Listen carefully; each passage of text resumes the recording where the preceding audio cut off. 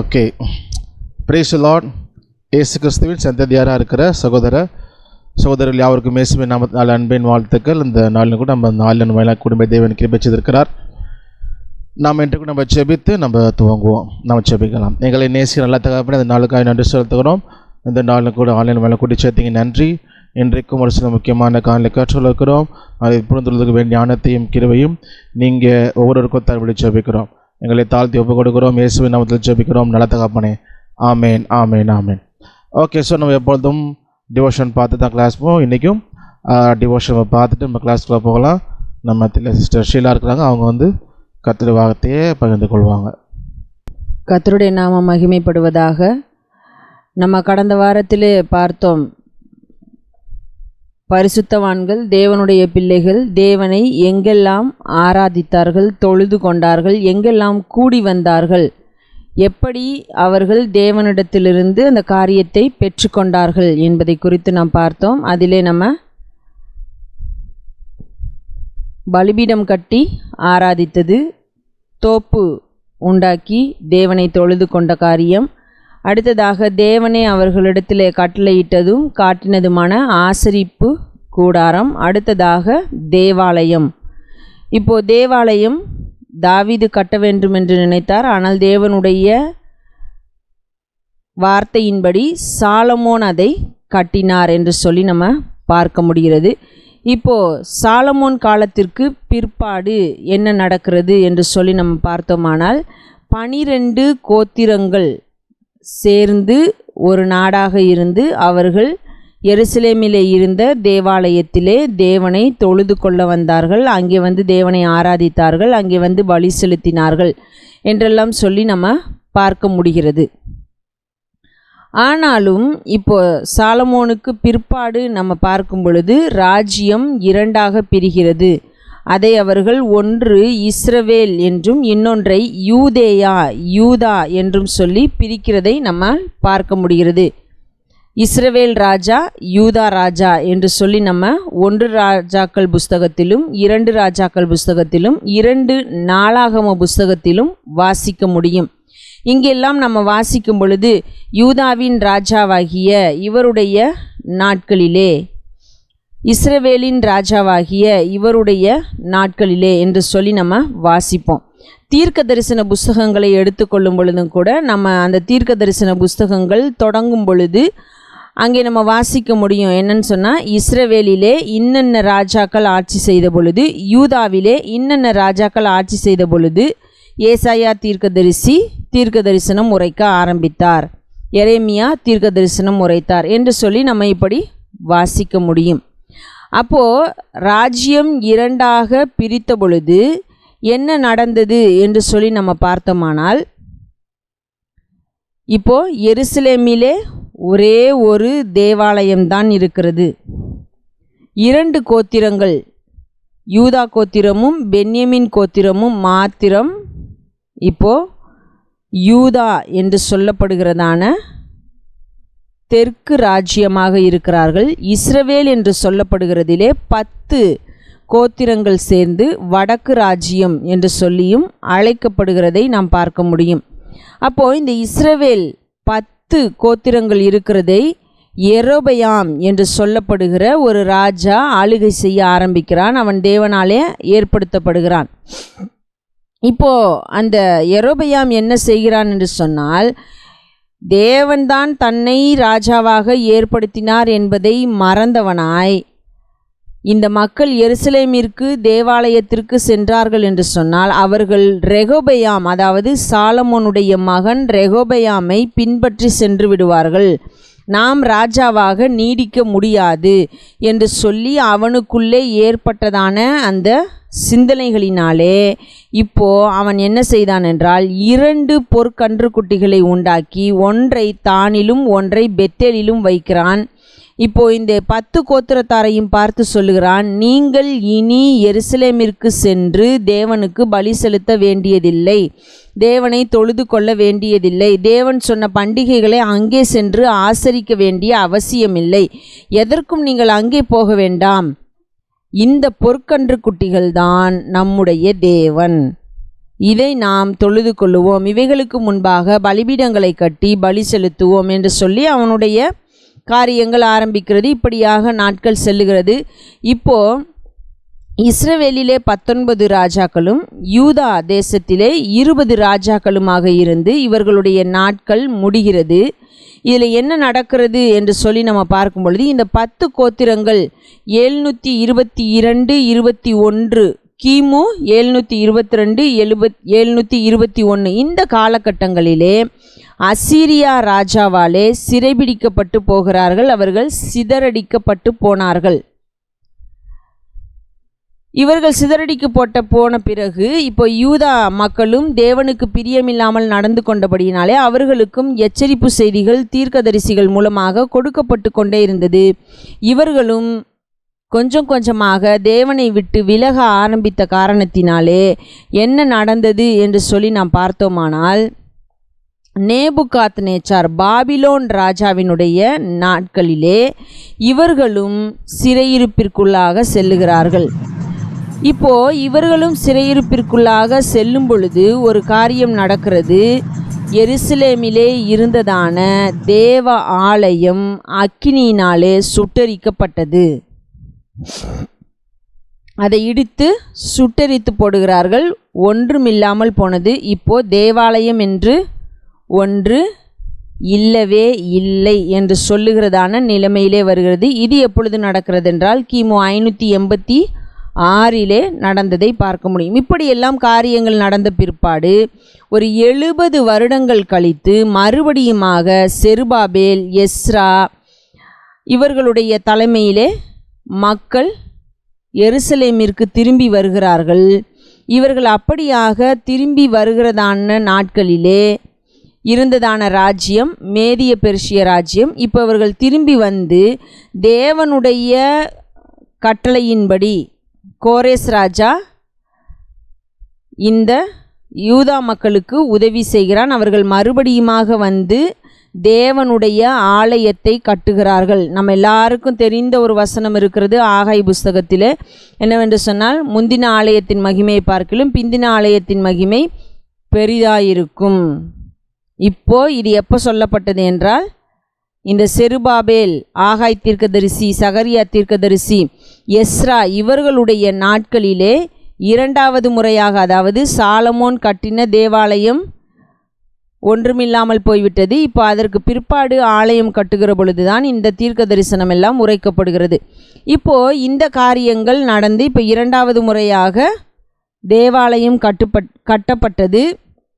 இப்போ மக்களும் அவர்களுடைய நாட்டிற்கு வந்து வசிக்க ஆரம்பிக்கிறார்கள். சிதறடிக்கப்பட்டவர்கள் எல்லாரும் முழுமையுமாக இங்கே வந்து சேரவில்லை. இன்னும் கொஞ்சம் பேர் போன இடங்களிலேயே தங்கிவிட்டார்கள். ஒரு குறிப்பிட்ட எண்ணிக்கையிலானவர்கள் நம் எஸ்ரா புஸ்தகத்தில் வாசிக்க முடியும். அவர்கள் வந்து இந்த தேசத்திலே இருக்கிறதை நாம் பார்க்க முடிகிறது. இப்போ இது இப்படியே தொடர்ந்து கொண்டிருக்கிறது.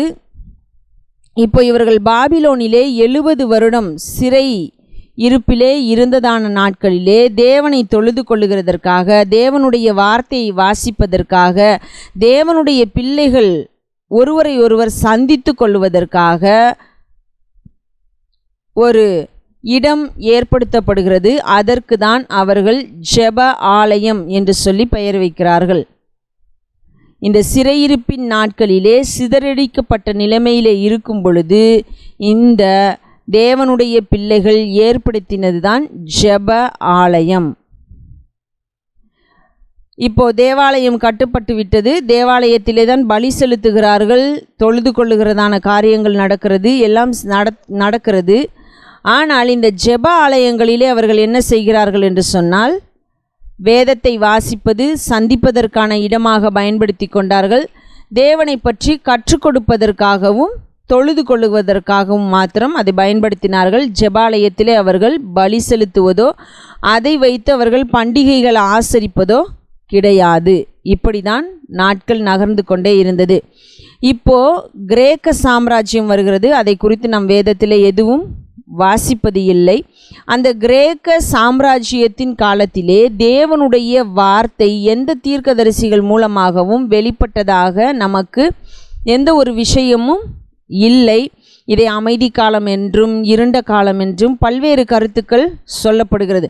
அப்போது இந்த கிரேக்க சாம்ராஜ்யம் இருந்ததான நாட்களிலே என்ன நடந்தது என்று சொல்லி நம்ம பார்க்கும் பொழுது, இந்த யூத இஸ்ரவேலர்களுடைய தேவனுடைய பிள்ளைகள் மத்தியிலே மத குழுக்கள் எழும்புகிறதை பார்க்க முடிகிறது. அதை தான் நாம் புதிய ஏற்பாட்டிலே வாசிப்போம். பரிசேயர், சதுசேயர், வேதபாரகர், இன்னும் நியாயசாஸ்திரிகள், இப்படி சொல்லி அநேக குழுக்களை நாம் வாசிக்க முடியும்.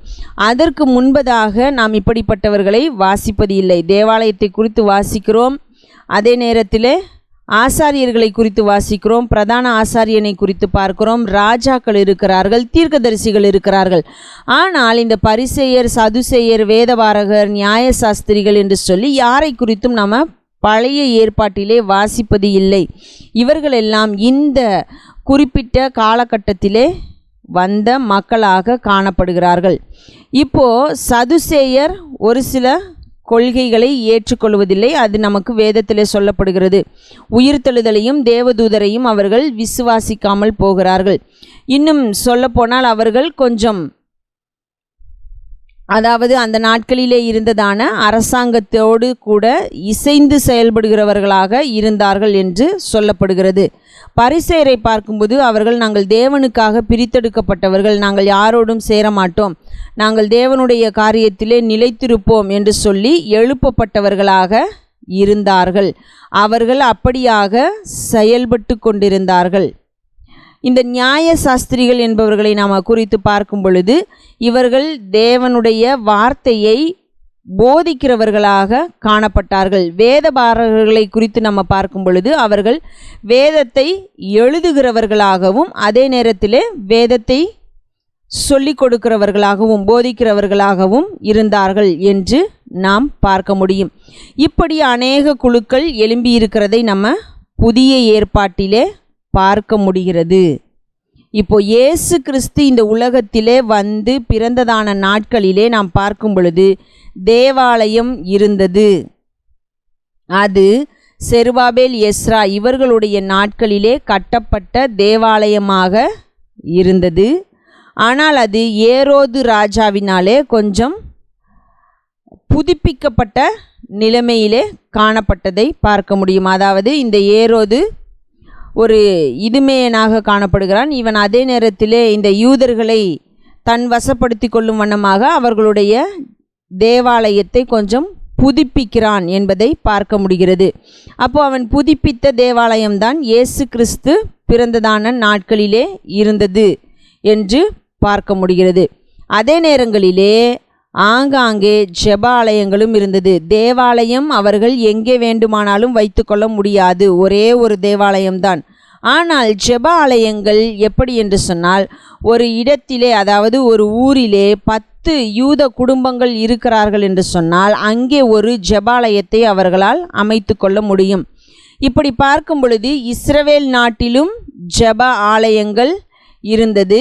அதே நேரத்திலே இஸ்ரவேல் அல்லாத இடங்களிலே மற்ற நாடுகளிலும் கூட ஜெப ஆலயங்கள் இருந்தது.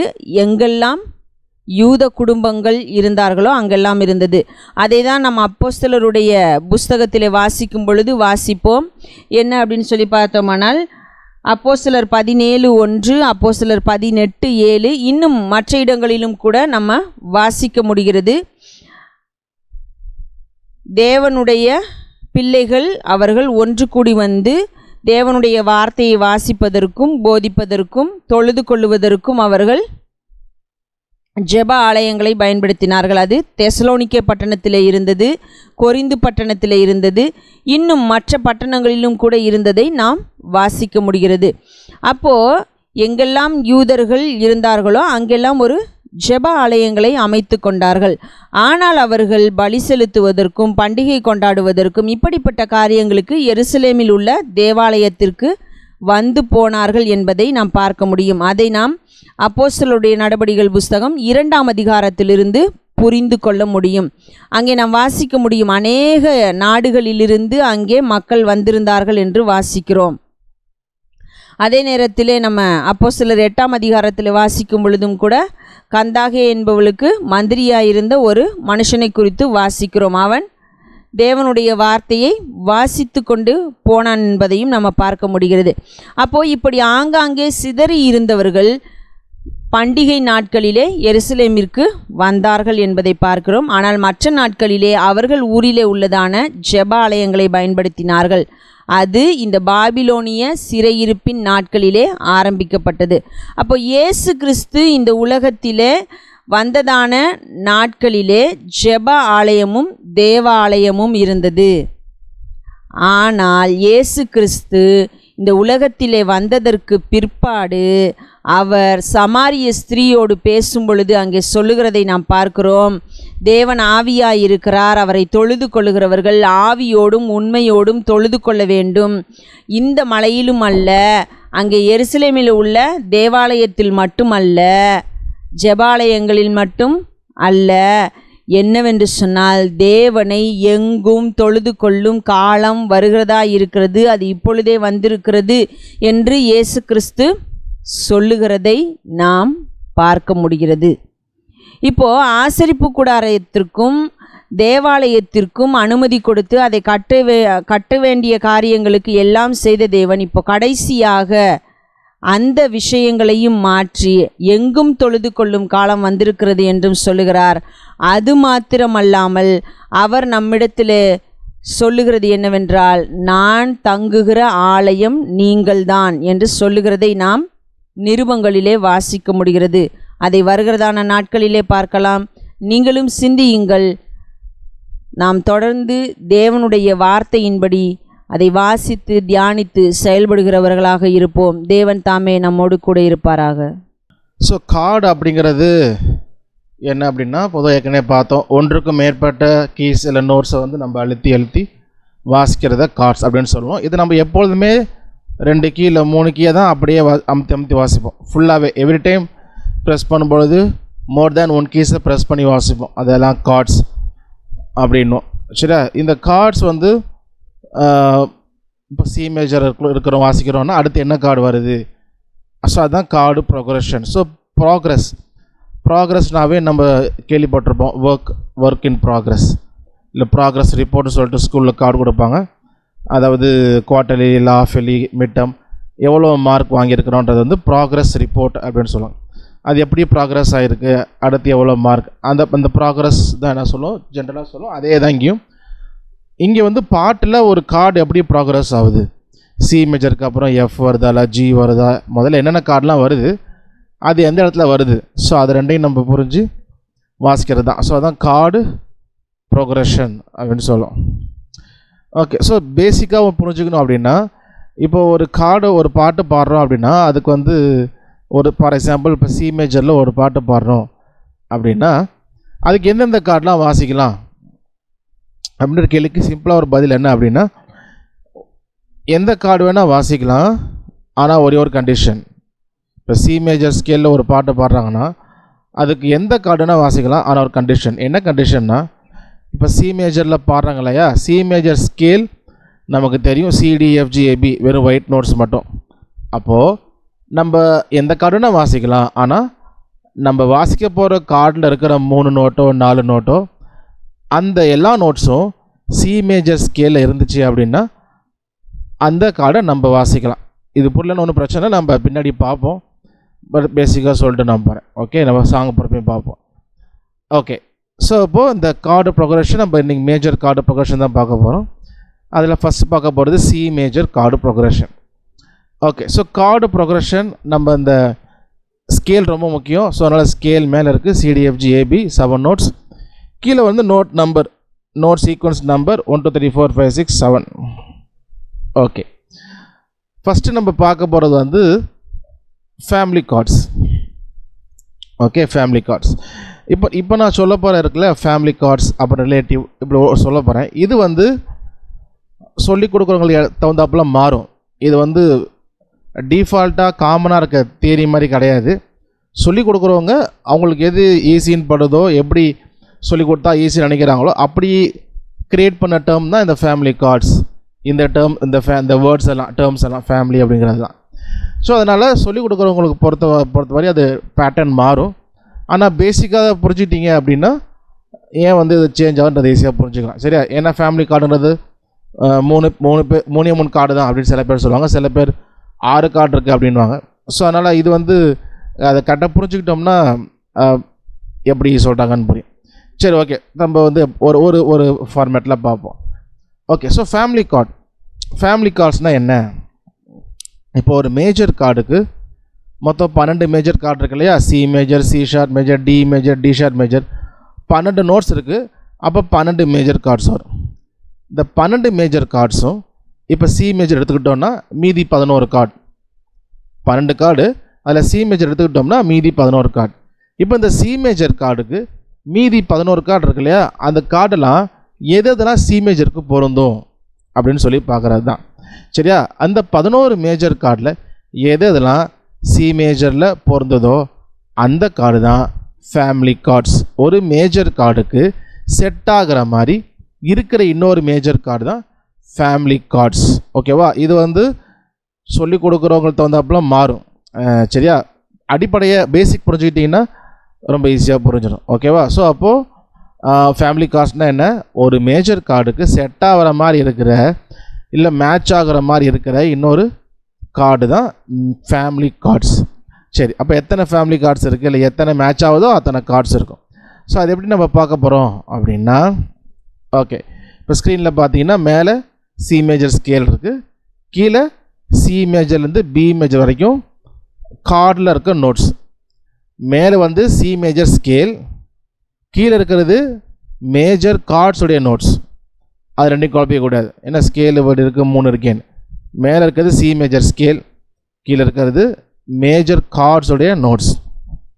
ஓகே, இப்போது சிலேருந்தே பார்ப்போம். இப்போ சி மேஜரில் பார்த்தீங்க அப்படின்னா சி மேஜர் கார்டில் 3 நோட்டு வாசிக்கிறேன் இல்லையா?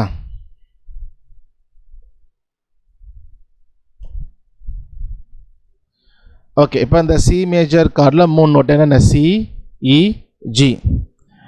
இப்போ இந்த கார்ட்ஸ் எல்லாம் இந்த 7 கார்டில் இந்த என்னென்ன கார்டெலாம் சி மேஜரில் வரும் எப்படின்னு கண்டுபிடிக்கிறேன்னா, நான் ஃபஸ்ட்டே சொன்னது போல் இப்போ சி மேஜரில் சிஇஜி, இந்த சிஇஜி 3 நோட்டுமே இந்த சி மேஜர் ஸ்கேலில் வந்தது அப்படின்னா நம்ம இந்த கார்டை சி மேஜரில் அப்ளை பண்ணலாம்.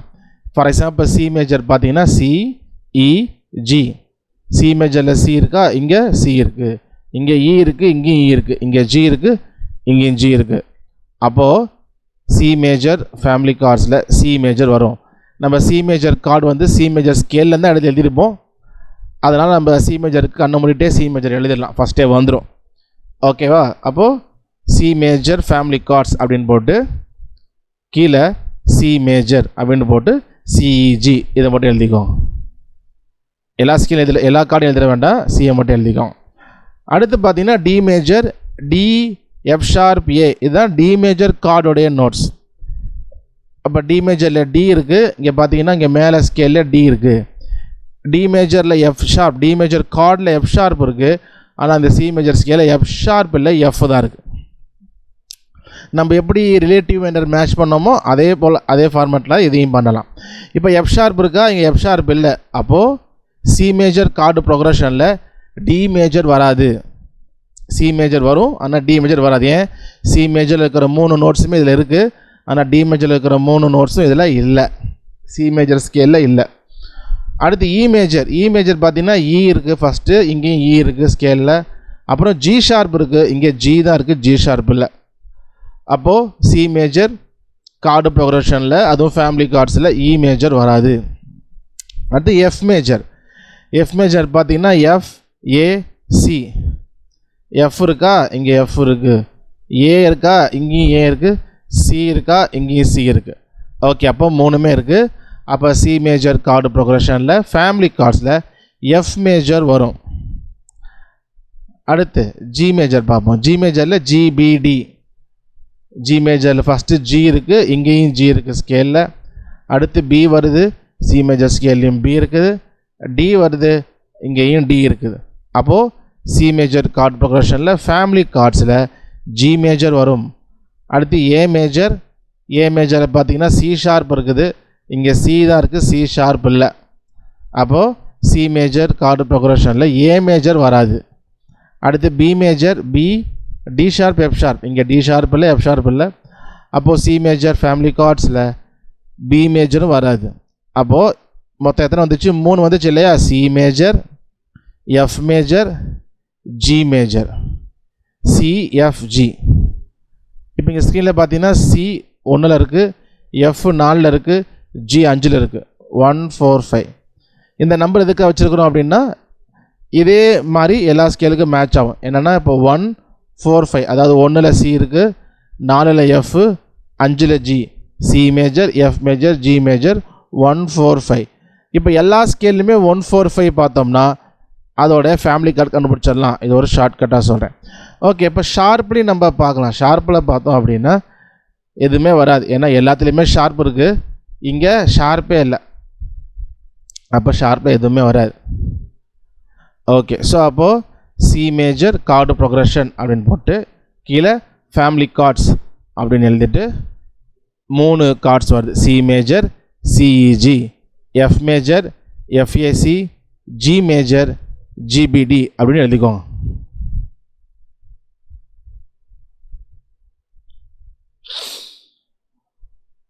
ஓகே, ஸோ அப்போது சி மேஜர் ஃபேமிலி கார்ட்ஸ் அப்படின்னா C major, F major, G major. நான் ஏற்கனவே சொன்னது போல் இந்த ஃபேமிலி கார்டு அப்படின்ற டேர்ம் வந்து சொல்லிக் கொடுக்குறவங்க க்ரியேட் பண்ணனால சின்ன சின்ன வேரியேஷன்ஸ் இருக்கும். அவங்க சில கார்டை ஆட் பண்ணுவாங்க, ஸோ அந்த மாதிரிலாம் இருக்கும். குழம்பிடக்கூடாது. இவங்க சொல்லித்தரவங்க க்ரியேட் பண்ண டேர்ம் தான் ஃபேமிலி கார்ட்ஸுங்கிறது. இது ஒரு காமன் மியூசிக் தியரி கிடையாது. ஓகே, இப்போ நெக்ஸ்ட்டு நம்ம பார்க்க போகிறது ரிலேட்டிவ் மைனர். அதாவது சி மேஜர் கார்டு ப்ரொக்ரெஷனில் தான் இருக்கிறோம், இன்னும் டி மேஜர் போல். சி மேஜர் கார்டு ப்ரொக்ரெஷனில் ஃபேமிலி கார்ட்ஸ் 3 பார்த்துருக்கோம். அடுத்து சி மேஜர் கார்டு ப்ரொக்ரெஷனுக்குள்ளே தான் இருக்கும் relative minor chords. Relative minor chords இதை நம்ம 2 விதமாக நம்ம எழுதலாம். அதாவது நம்ம ஏற்கனவே ரிலேட்டிவ் மைனர் பார்த்துருக்கோம் இல்லையா? நம்ம ஸ்கேல் முடிச்சுட்டு சி மேஜருக்கு ரிலேட்டிவ் மைனர், ஸோ அது போல் ரிலேட்டிவ் மைனர் எழுதியிருக்கிறோம். அதை வச்சு கூட ஷார்ட்டாக எழுதலாம்.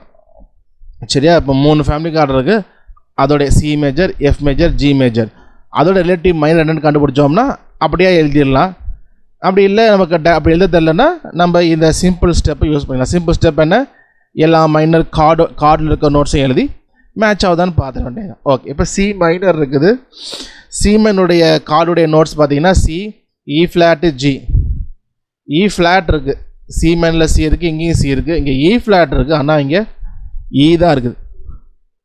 அப்போது சி மேஜர் கார்டு ப்ரொக்ரெஷனில் ரிலேட்டிவ் மைனரில் சி மைனர் வராது, ஏன்னா இ ஃப்ளாட் இருக்கு இல்லையா? இங்கே இ ஃப்ளாட் இல்லை. அடுத்து டி மைனர் பார்த்தீங்கன்னா டிஎஃப்ஏ, டி இருக்கா, இங்கேயும் டி இருக்குது, எஃப் இருக்கா, இங்கேயும் எஃப் இருக்குது, ஏ இருக்கா, இங்கேயும் ஏ இருக்குது. அப்போது சி மேஜர் கார்டு ப்ரொக்ரெஷனில் ரிலேட்டிவ் மைனரில் டி மைனர் வரும். அப்போ டி மைனர் போட்டு டிஎஃப்ஏ அப்படின்றது மட்டும் எழுதிக்கோங்க. அடுத்து இ மைனர். இ மைனர்லையும் பார்க்குறப்ப இஜிபி, ஷார்ப்பும் இல்லை ஃப்ளாட்டும் இல்லை. இங்கே ஷார்ப் இல்லாமல் ஃப்ளாட் இல்லாமல் இருந்தாலே கண்டிப்பாக செட் ஆகிடும். இப்போ இ மைனரில் இ இருக்குது, இங்கேயும் இ இருக்குது. அடுத்து ஜி இருக்குது, இங்கேயும் ஜி இருக்குது. அடுத்து பி இருக்குது, பி இருக்குது, இங்கேயும் பி இருக்குது. அப்போ இஜிபி. அப்போ சி மேஜர் கார்டு ப்ரொக்ரெஷனில் ரிலேட்டிவ் மைனரில் இ மைனர் வரும். ஸோ டி மைனர் வந்துச்சு, இ மைனர் வரும், 2 எழுதிக்கோங்க. அடுத்து எஃப் மைனரில் பார்த்தீங்கன்னா ஏ ஃப்ளாட் இருக்குது, இங்கே ஏ ஃப்ளாட் இல்லை. சி மேஜர் ஸ்கேலில் ஷார்ப்பும் கிடையாது, ஃப்ளாட்டும் கிடையாது. அப்போ அதை வச்சு கூட ஈஸியாக ஷார்ட்டாக கண்டுபிடிக்கலாம். அதே போல் ஜி மைனரில் பார்த்தீங்கன்னா அடுத்து பி ஃப்ளாட் இருக்குது, இங்கே பி ஃப்ளாட் இல்லை, பி தான் இருக்குது. அடுத்து ஏ மைனர் ஏசிஇ, ஏ இருக்கானா இருக்குது, சி இருக்கானா இருக்குது, இ இருக்கானா இருக்குது. ஓகே, அப்போது சி மேஜர் கார்டு ப்ரொக்ரெஷனில் ரிலேட்டிவ் மைனர் கார்ட்ஸில் ஏ மைனர் கார்டு வரும்.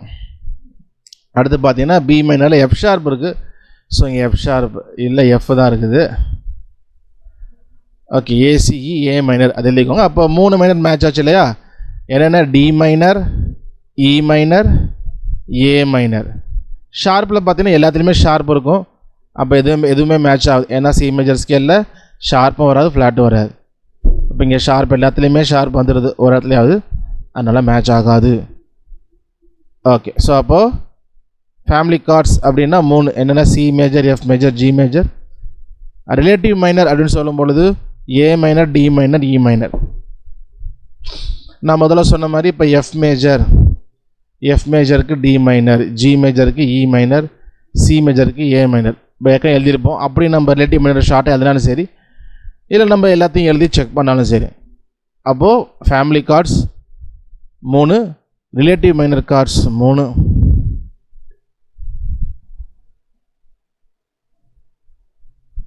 அதர் கார்ட்ஸ் வரும்பொழுது டிமினிஷ்ட் ஆக்மெண்டட். அதில் பார்க்குறப்ப இதில் சி டிமினிஷ்டு, இ ஃப்ளாட் வருது, அடுத்தது E flat, B flat. So எல்லாத்துலேயுமே ஏதாவது ஒரு ஃப்ளாட் வந்துடுது.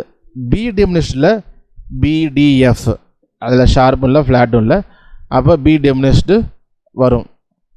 சி மேஜர் கார்டு ப்ரொடக்ஷனில் பி டிமினிஷ்டு வரும். ஓகே, ஸோ ஷார்ப்பில் எல்லாத்துலேயுமே ஷார்ப் இருக்குது, அதனால் வராது. அதே போல் ஆக்மெண்டட்லேயும் ஆக்மெண்டட்லேயும் பார்த்தீங்கன்னா C augmented, G sharp, D sharp எல்லாத்துலேயுமே ஷார்ப் வந்துடுது. அப்போ இதுலேயுமே எதுவுமே வராது. ஓகே, ஸோ அப்போ என்னென்ன பார்த்தோம்? C major chord progression. அதில் என்னென்ன ஃபஸ்ட்டு பார்க்குறப்ப ஃபேமிலி கார்டு என்னென்ன? C major, F major, G major. இந்த 3 கார்டு தான் ஃபேமிலி கார்டு. இதில் 3 இந்த கார்டில் இருக்கிற நோட்ஸ் தான் மேட்ச் ஆச்சு. அடுத்து relative minor chords A minor, D minor, E minor. இந்த 3 கார்ட்ஸ். அதர் கார்ட்ஸ் அப்படின்னு சொல்லும்போது பி டிமினிஷ்ட் அது வந்துருச்சு. ஓகே, ஸோ இப்போ ஒரு பாட்டுக்கு இப்போ சி மேஜரில் பாட்டு பாடுறாங்க அப்படின்னா இந்த 7 கார்டும் கட்டாயமாக வாசிக்கணுமா அப்படின்னா அப்படி கிடையாது. ஒரு பாட்டு பாடும் பொழுது நமக்கு 3 கார்டு போதும், நம்ம நல்லா வாசிடலாம். It's more than enough. எந்த கார்டுனா இப்போ ஃபேமிலி கார்டு எடுத்துக்கிட்டோன்னா, ஃபேமிலி கார்டு இருக்கு இல்லையா, family card C major, F major, G major. Okay, so அப்போ ஒரு பாட்டு பாடுறாங்கன்னா இந்த 3 கார்டு வச்சு நம்ம ரொம்ப நல்லா வாசிச்சிடலாம். C major, F major, G major மட்டுமே வச்சு நம்ம எந்த ஒரு பாட்டையும் நல்லாவே வாசிச்சிடலாம். மோர் தென் எனஃபாக இருக்கும். அதை அப்போ நமக்கு எப்போ நிறையா கார்டு இம்ப்ரூவைஸ் ஆகும் தேவைப்படுதோ, நம்ம இன்னும் கொஞ்சம் ஸ்பெஷலாக கொஞ்சம் டிஃப்ரெண்ட்டாக வாசிக்கணும்னு தேவைப்படும். ஃபார் எக்ஸாம்பிள், இப்போ நம்ம பசிக்குது, ஒரு தோசை சாப்பிட்றோம் அப்படின்னா தோசை ஊற்றி என்ன பண்ணலாம், சாப்பிட்றலாம். ஓகே, ஒரு சட்னி வச்சு அதை வச்சு சாப்பிட்றலாம். இப்போது இன்னும் டேஸ்ட்டாக செய்யணும் அப்படின்னா நெய் ஊற்றுறதோ, எண்ணெய் ஊற்றுறதோ, மசாலா தோசை, இன்னும் டிஃப்ரெண்ட் கைண்ட்ஸ் ஆஃப் தோசை இருக்குது. எல்லாமே என்னென்னா டிஃப்ரெண்ட் டேஸ்ட் கொடுக்குது, டிஃப்ரெண்ட் கலர் கொடுக்குது. சரியா? ஸோ அப்போ அதெல்லாம் நமக்கு எக்ஸ்ட்ரா தான். பட் பசிக்கு நமக்கு ஒரு மாவில் சும்மா மொத்தமாக ஊற்றினாலும் நம்ம என்ன பண்ணிடுவோம், சாப்பிட்றோம் இல்லையா? ஸோ அதுபோல் இந்த 3 card C major, F major, G major family card ஒரு பாட்டுக்கு வாசிக்க போதுமானது. நம்ம அதுக்கு மேலே இம்ப்ரூவைஸ் பண்ணணும், டிஃப்ரெண்ட்டாக நல்லா வாசிக்கணுன்றப்போ நமக்கு எக்ஸ்ட்ரா கார்டு நம்ம என்ன பண்ணலாம், இம்ப்ரூவ் பண்ணலாம், வாசிக்கலாம். எவ்வளோ கார்டுன்னு வாசிக்கலாம். பட் 3 கார்டு இஸ் இனஃப், அது போதுமானது. அதை தாண்டி நம்மளோட இன்ட்ரெஸ்ட்டுக்கு ஏற்ற போல் நம்ம வாசிக்கலாம். அது எப்படின்னு நான் பாட்டு போகிறப்போ வாசி காமிப்பேன். சரியா? இப்போது இது பண்ண வேண்டாம். ஓகே, ஸோ அப்போது family chords, relative minor chords, other chords. இந்த அதர் கார்ட்ஸில் பீட் டிவிஷ் மட்டும் போட்டிருக்கேன். நம்ம ஏற்கனவே பார்த்த 7th 6th அதெல்லாம் நிறையா வரும். ஸோ அதெல்லாம் தனியாக நம்ம கடைசியில் நம்ம பார்ப்போம். ஓகே,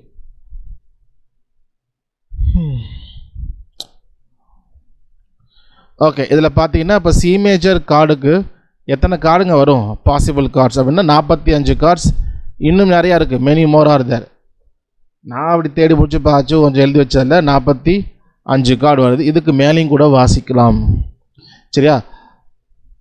இவ்வளோ நமக்கு என்ன சொல்கிறது, ஆப்ஷன்ஸ் இருக்குது. We have more options. So நம்ம பாட்டுக்கு எப்படி சூஸ் பண்ணுறோம், எதை எங்கே வாசிக்கிறோம், அது நமக்கு இருக்குது.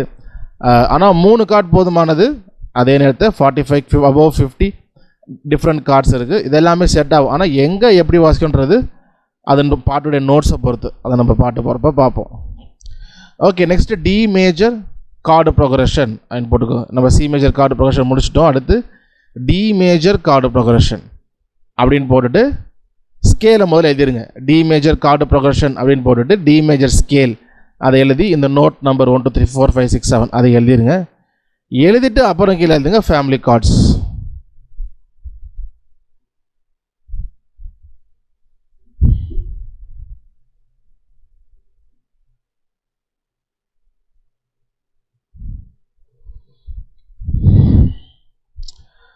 ஓகே, ஸோ ஃபேமிலி கார்டு அப்படின்னு போட்டுட்டு இப்போது D major notes, D major ஸ்கேலுடைய notes D E, F sharp, G A B, C sharp, இந்த நோட்ஸ் தான். ஓகே, ஸோ கீழே இப்போ நம்ம 12 மேஜர் கார்டு இருக்குது. நம்ம இதோட என்ன பண்ண போகிறோம், மேட்ச் பண்ண போகிறோம். இப்போ சி மேஜரில் பார்த்தீங்கன்னா சிஇஜி இருக்குது, இங்கே டி மேஜரில் சி மேஜரில் சி இருக்குது, டி மேஜரில் சி ஷார்ப்பு தான் இருக்குது, அப்போ மேட்ச் ஆகலை. டி மேஜர் ஸ்கேலுக்கு கண்டிப்பாக டி மேஜர் கார்டு வரும், சரியா? ஏன்னா டி எஃப் ஷார்ப்பு இதெல்லாம் தான் எக்ஸ்ட்ராக்ட் பண்ணி எழுதியிருப்போம். அடுத்து E major, E G sharp B, இங்கே ஜி தான் இருக்குது, ஜி ஷார்ப் இல்லை. அடுத்து எஃப்ஏசி, எஃப் ஷார்ப்பு தான் இருக்குது, எஃப் இல்லை. ஜி மேஜருக்கு ஜிபிடி, ஜி இருக்குது, பி இருக்குது, டி இருக்குது. ஓகே, அப்போ ஜி மேஜர் மேட்ச் ஆகும். அதே போல் ஏ மேஜரில் ஏ சி ஷார்ப் இ, இங்கே பார்த்தீங்கன்னா ஏ இருக்குது, சி ஷார்ப் இருக்குது, இ இருக்குது, மூணுமே இருக்குது, அப்போது ஏ மேஜரும் வரும். அப்போது டி மேஜர் ஃபேமிலி கார்டு அப்படின்னு போட்டுட்டு D major, G major, A major.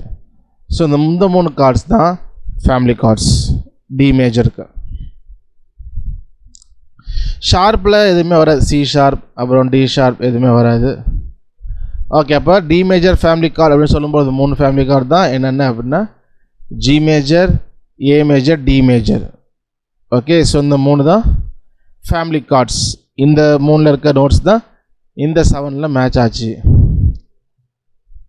Okay, so அடுத்து ரிலேட்டிவ் மைனர் நம்ம நோட்ஸை பார்த்து என்ன பண்ணுறோம், நம்ம வந்து ரிலேட்டிவ் மைனருக்கும் இந்த எல்லா மைனர் ஸ்கேல்லையும் பார்த்து நம்ம எடுக்கலாம். இப்போ சி மைனர் இருக்குது, சி மைனர் ஸ்கேலில் சி, இ ஃப்ளாட், ஜி, ஆனால் டி மேஜரில் சி ஷார்ப்பு தான் இருக்குது. டி மைனரில் டிஎஃப்ஏ, டி இங்கே எஃப் ஷார்ப் இருக்குது.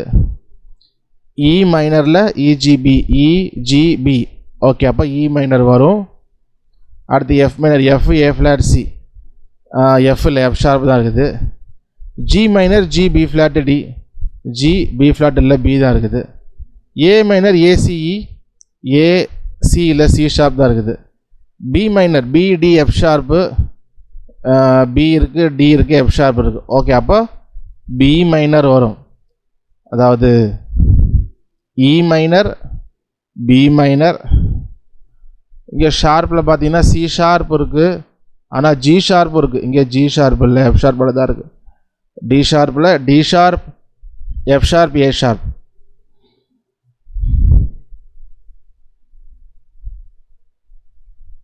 Okay, sorry, D sharp, F sharp, A sharp.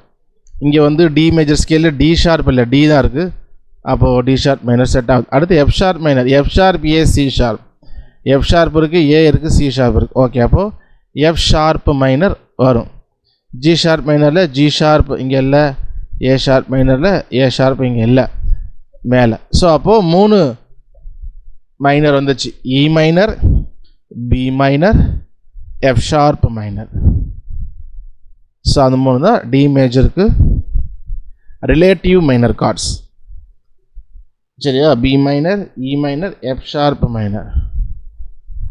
So அப்போது ஃபேமிலி கார்ட்ஸ் அப்படின்னு சொல்லும்பொழுது D major, G major, A major. Relative minor chords சொல்லும்போது B minor, E minor, F sharp minor. So அடுத்து other கார்ட்ஸில் C sharp diminished, அதை நம்ம இங்கே டெமினிஸ்ட் எழுதலையோ. Okay, so அதே போல் டி மேஜருக்கும் 45க்கும் அதிகமாக கார்ட்ஸ் இருக்குது. நம்ம எது நமக்கு வேணுமோ லேர்ன் பண்ணிட்டு நம்ம வாசிக்கலாம். ஓகே, ஸோ ஹோம்ஒர்க் வந்து 12 மேஜர் கார்டு ப்ரொக்ரஷனும் எழுதி, அதாவது family chord, relative minor chords, other chords, இது போல் செட்டு போட்டுட்டு நம்ம சி மேஜர், டி மேஜர் பார்த்துருக்கோம். மீதி 10 இருக்குது. அந்த 10 கார்டு ப்ரொக்ரஷனுக்கும் எழுதி ஃபோட்டோ எடுத்து எனக்கு பர்சனலாக அனுப்புங்க. வாசிக்கிறது வாசித்து குரூப்பில் அனுப்புங்க. ஸோ வாசிக்கிறது நான் யூடியூப் லிங்க் அனுப்புகிறேன், சரியா? சார் வந்து எப்படி வாசிக்கணும்னு இருக்கும். இப்போ சி மேஜர் வாசிக்கிறோன்னா நம்ம வந்து வரிசையாக வாசிச்சிருப்போம், சி மேஜர், டி மேஜர் வரிசையாக வாசிச்சிருப்போம். இப்போ அப்படி இல்லை, ஃபேமிலி கார்டு வாசிப்போம். சி மேஜர், அடுத்து எஃப் மேஜர், அப்புறம் ஜி மேஜர், திரும்ப சி மேஜர். ஸோ அந்த மாதிரி கார்டு பேட்டர்ன் வந்து நம்ம வந்து வாசிப்போம், சரியா? ஸோ நான் குரூப்பில் ஷேர் பண்ணுறேன் அசைன்மெண்ட்ஸும் இதுவும். ஓகே, ஏதாவது கொஸ்டின்ஸ் இருக்கா?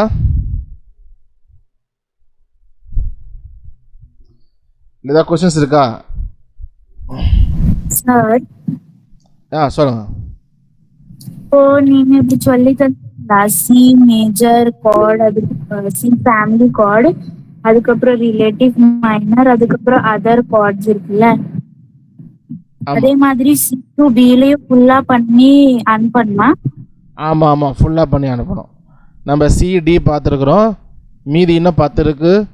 இஎஃப்ஜிஏபி அது ஒரு 5, C sharp, D sharp, F sharp, G sharp, A sharp அது ஒரு 5. ஸோ அப்போ 10 இதுக்கும் எழுதி அனுப்பணும். ஜஸ்ட் ஒரு பேஜ் நீங்கள் விடுற மாதிரி இருக்கும்.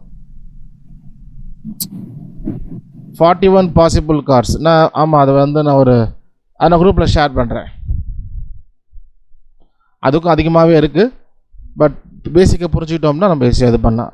சாங் போகும்பொழுது ஆமாம் மறந்துட்டேன், சவுண்ட் மேட்ச் இருக்குது. இப்போ 4 நோட்ஸ் முடிச்சிருக்கோமா, 5 நோட்ஸ் இருக்கும். சரியா? 5 நோட்ஸ், 5ல் 5 நோட்ஸில் எது? ஸோ தொடர்ந்து நான் பண்ணிகிட்டே தான் இருப்போம் சவுண்ட் மேட்ச்சு. ஸோ அதுவும் நான் குரூப்பில் அப்டேட் பண்ணுறேன், எத்தனை 20 15 எக்ஸசைஸ் இருக்கா அப்படின்னு சொல்லிட்டு. ஸோ இந்த கார்டு ப்ரோக்ரஷன் நீங்கள் ப்ராக்டிஸ் பண்ணுங்கள். சிஎஃப்ஜி, அப்புறம் வாட்ச் முடிச்சுட்டா D minor, E minor, A minor, திரும்ப சி மேஜர் வந்துடணும். ஜஸ்ட்டு வாசிங்க, எல்லா ஸ்கில்லும் வாசிங்க, மறந்துடாதீங்க. நம்ம இன்னும் ஒரு கிளாஸ் தான், 2 கிளாஸ் தான். ஓகேவா? தியரி இன்னும் ஒரு கிளாஸ் தான் இருக்குது. அப்புறம் நம்ம பாட்டு நம்ம நிறையா பார்க்க ஆரம்பிச்சிடும். ஆனால் இந்த ப்ரொக்ரஷன்லாம் அதில் யூஸ் ஆகும். ஸோ அதனால் வாசிங்க. சார், அந்த மேஜர் கார்டு ப்ரொக்ரஷன் மட்டும் அனுப்பணுமா அந்த ஒவ்வொரு ஸ்கேலுக்கும், இல்லை அந்த ரிலேட்டிவ் மைனர் கார்ட்ஸ்னு சொன்னீங்களா அதையும் சேர்த்து அனுப்பணுமா சார்? நான் யூடியூப் லிங்க் அனுப்புகிறேன், 2மே அனுப்பணும். அதாவது நீங்கள் ப்ராக்டிஸ் பண்ணும்போது ஃபஸ்ட்டு என்ன பண்ணணுன்னா, C major, F major, G major, C major, திரும்ப சி மேஜருக்கு வந்துடணும். இப்போ ரைட் ஹேண்ட் வாசிக்கிறப்ப லெஃப்ட் ஹேண்ட்லேயும் அக்கம்பனிமெண்ட் போட்டு கார்டு மாற்றணும். ஒரு ரிதம் போட்டுட்டு டெம்போ 90 வச்சுட்டு நீங்கள் சி மேஜர் வாசிக்கிறப்ப லெஃப்ட் ஹேண்டில் சி அழுத்தணும். இங்கே ரைட் ஹேண்டில் எஃப் மேஜர் வாசிக்கிறப்ப லெஃப்ட் ஹேண்டில் எஃப். அப்போ அந்த கார்டு மாறும். நான் ஒரு வீடியோ லிங்க் அனுப்புகிறேன் உங்களுக்கு குரூப்பில். அப்போது அது மேலே சி மேஜர் ஃபஸ்ட்டு வாசிச்சிடணும், அதாவது ஃபேமிலி கார்டு வாசிச்சுட்டு அப்புறம் சி மேஜர், ரிலேட்டிவ் மைனர் வாசிக்கணும், D minor, E minor, A minor, C major, இப்படி வாசிக்கணும். அப்புறம் 2ஐயும் சேர்த்து வாசித்து இது பண்ணணும். ஓகே? ஆனால் வீடியோ எடுக்கிறப்ப 2ஐயும் சேர்த்தே வாசிடுங்க, மேஜரையும் ரிலேட்டிவ் மைனரையும். அதுபோல் 12 நோட்ஸுக்கும் பண்ணிடுங்க. சரியா?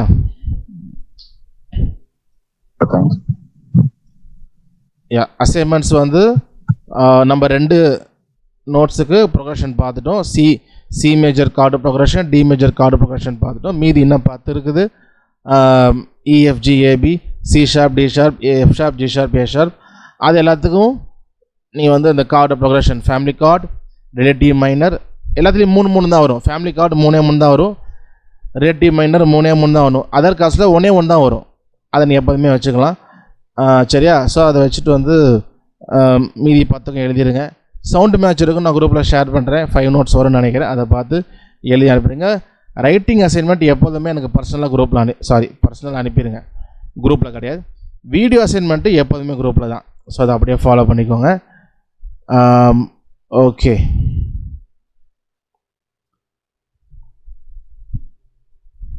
குரூப்பில் ஷேர் பண்ணுறேன் அந்த 41 பாசிபிள் பிடிஎஃப் இருக்கும், ஃபுல்லாக பிடிஎஃப் இருக்கும், நான் ஷேர் பண்ணுறேன். வேறு இருக்க கொஸ்டின்ஸ் இருக்கா?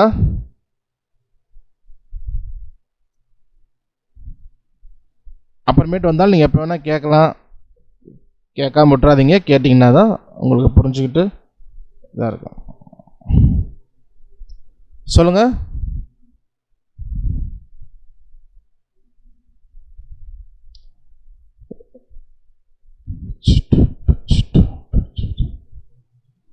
ஓகே, ஸோ இப்போ கொஸ்டின்ஸ் எல்லாம் நான் ப்ரேயர் பண்ணி கன்க்ளூட் பண்ணிடலாம்.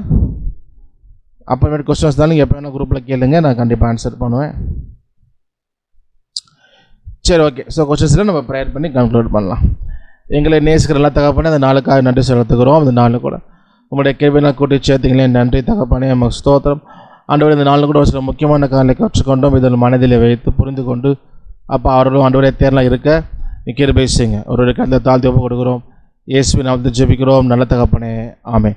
என் ஆத்மாவே கர்த்தரை ஸ்தோத்திரி, என் முழுமை மேற்படுத்த நாமத்தை ஸ்தோத்திரி. என் ஆத்மாவே கர்த்தரை ஸ்தோத்திரி, அவர் செய்த சகல உபகாரங்களை மறவாதே. ஆமென், ஆமென், ஆமென்.